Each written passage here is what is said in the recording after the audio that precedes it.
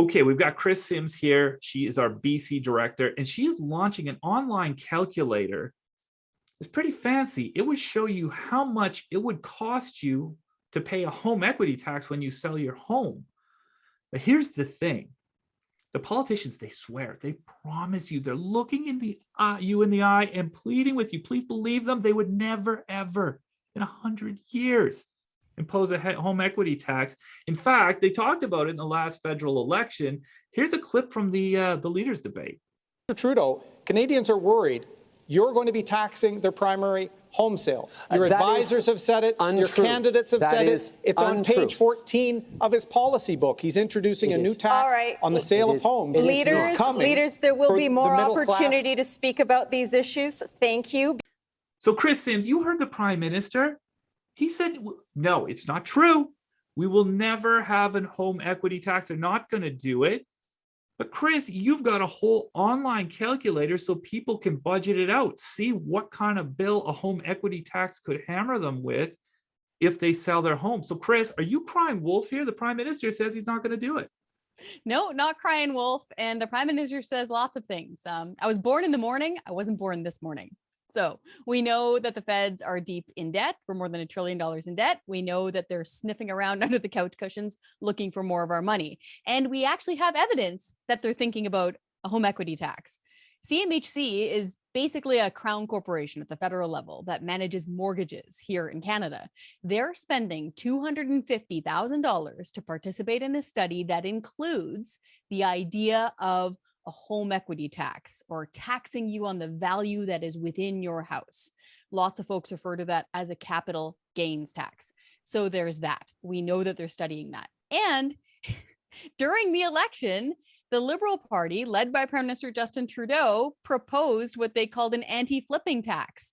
Now, what they mean by that is if you buy a house, you move in, you live in it, you fix it up, and you sell it all within a 12-month period, within a calendar year, they're going to nail you with a flipping tax for that. They're not saying how much it's going to cost, but if you look at the details, that is a tax on the sale of your principal residence. And, you know, color me cynical, I don't believe that they're never going to move the goalposts on that. Yeah, it's 12 months now, could be 24 months. There's different ways to look at these things. Listen, I wish we were trusting people. I wish we could just take politicians at their word. But you and I, we're not paid to do that. Let's just be honest about it. There's enough smoke here to keep the fire extinguisher close. Honestly, that's what your home equity tax calculator is all about.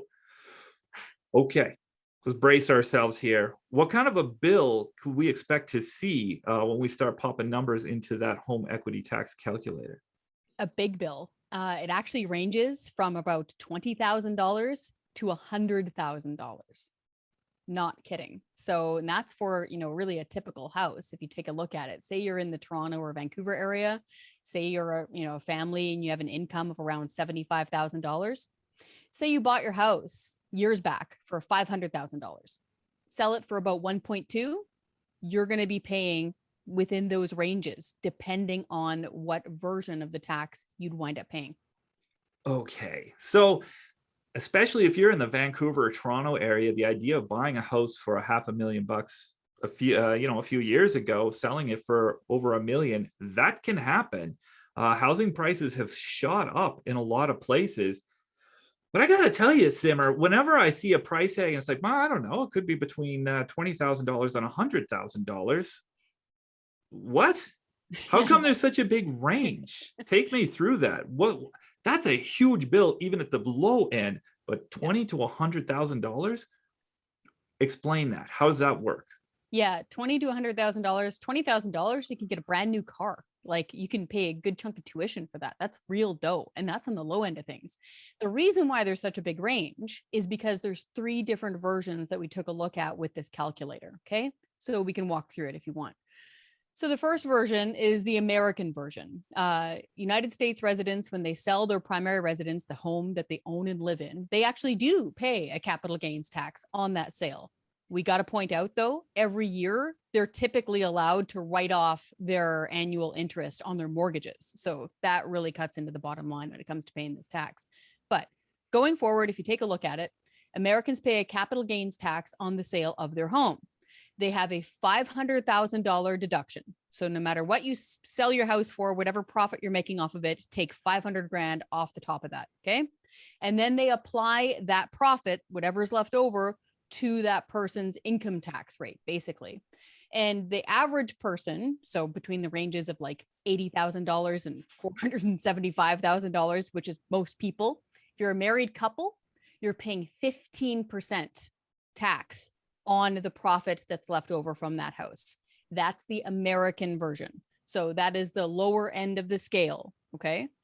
The second one that we took a look at is basically a blend of what we pay here in Canada on secondary homes, actual capital gains, and the American version.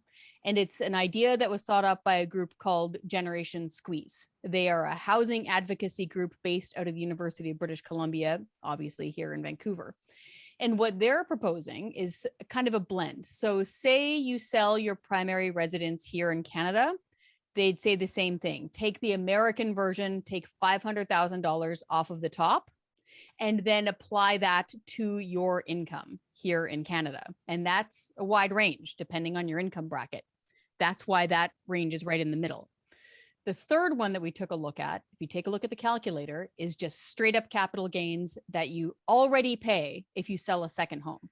So right now here in Canada, say you manage to own more than one house, good for you. If you sell that secondary home, one that is not your primary residence, you pay capital gains. And how you do that is you sell it, you subtract what you already paid for it. So you just take the profit, reduce it by 50%. What's left over is stuck onto your income tax bill. That's how these work. See, and this is frustrating because we can't just look at one proposal and give you the calculator. We want it to be really clear. There's a range of proposals out there.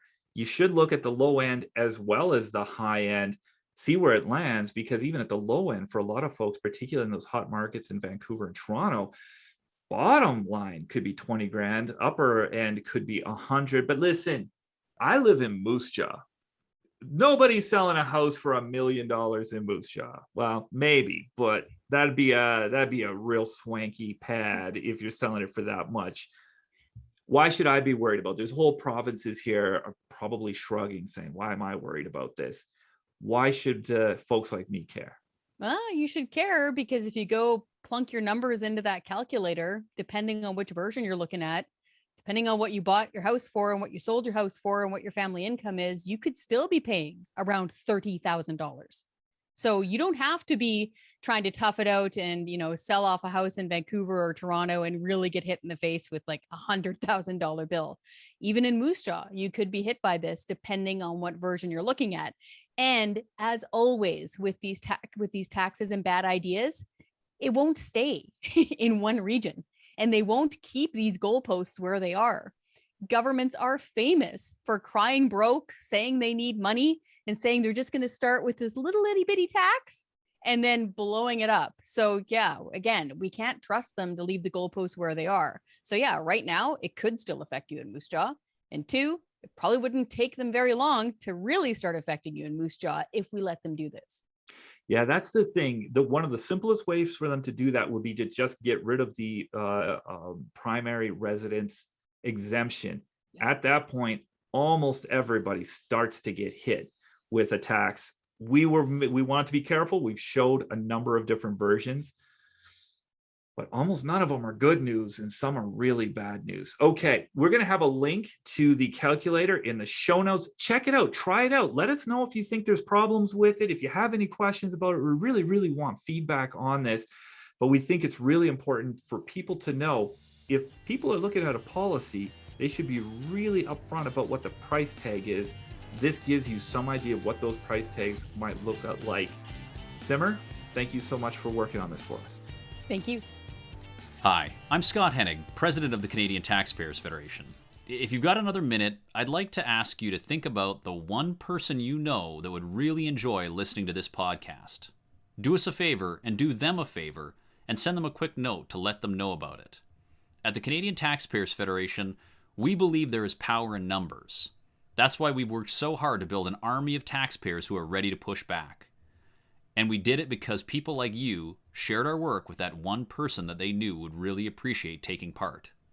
Thanks for listening, and thanks for doing your part to make Canada a better place.